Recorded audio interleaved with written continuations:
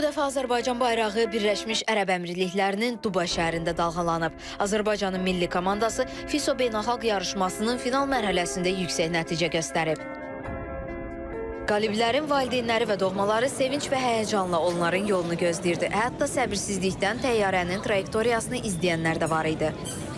Nəhayət gözlənilən an çatır.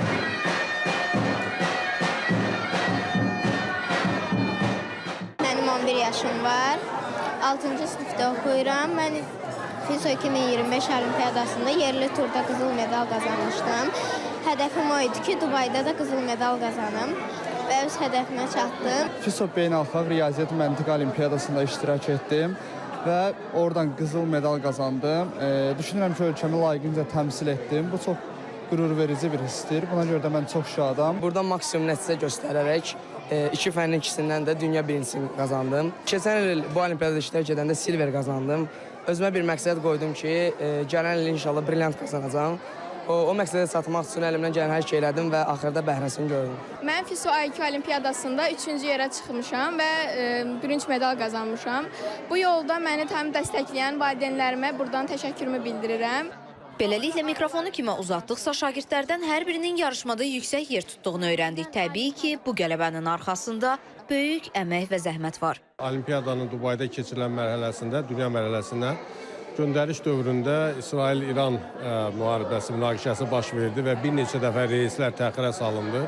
Belə bir həyəcanlı vəziyyətdə, belə bir streslə gənclərimizin, bütün Azərbaycanlı gənclərin, məktəblərin bu olimpiyadaya qatılması özü bir qəhrəmanlıq idi həqiqətən və gedib orada da Azərbaycanın bayrağını yüksəltmələri, iştirakçı dövlətlər arasında birinci olması, Azərbaycanın birinci yerə çıxarmaları təbii ki, çox sevindirici bir haldır.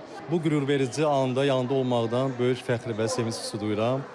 Oğlumun bu qüruru tək bizim ailəmiz üçün deyil, bütün Azərbaycan üçün böyük bir nailiyyətdir. Bu nəticə onun əziyyətinin, əzmkarlığının, inadının nəticəsidir. Bütün Azərbaycan övladlarının hamısını təbrik edirəm. Hər birinə uğurlar arzulayıram. Hər bir Azərbaycan övladına bu uğuru inşallah nəsib etsin. Komandamız mümkün 300 medaldan 120-sini əldə edə bildi və 120 medalın içərisində həm diamondlar, yəni dünya birinci, ikinci, üçüncüləri, qızıl, gümüş və bürünc mükafatları yer aldı. Bu da ümumilikdə digər komandaların nəticəsində həm iştirakçı sayına görə, həm də medalçı sayına görə komandamız birinci yerə layiq görülür.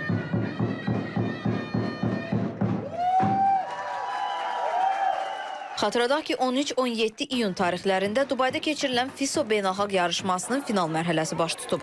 Yarışmada Azərbaycanla yanaşı Türkiyə, Özbəkistan, Qazaxıstan, Bolqarıstan, Qırğızıstan və Gürcüstan da daxil olmaqla ümumilikdə 16 ölkənin iştirakçıları mübarizə aparıb.